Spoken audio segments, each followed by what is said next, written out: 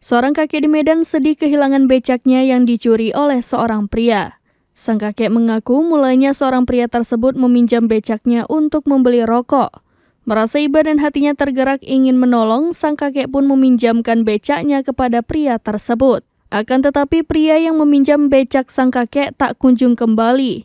Kisah pilu kakek ini diunggah akun TikTok @widya_afiati. Bahkan hingga Jumat 30 Juni 2023, video tersebut sudah ditonton lebih dari 11 juta kali.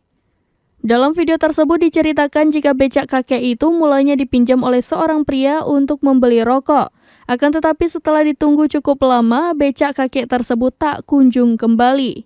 Dalam video tersebut, sang kakek tampak mengenakan jaket biru, celana kain abu-abu, dan topi hitam. Terlihat wajah sang kakek begitu kebingungan dan ingin menangis.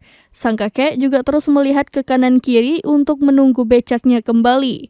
Pengunggah juga menulis kakek tersebut tidak mau pulang sebelum becaknya dikembalikan.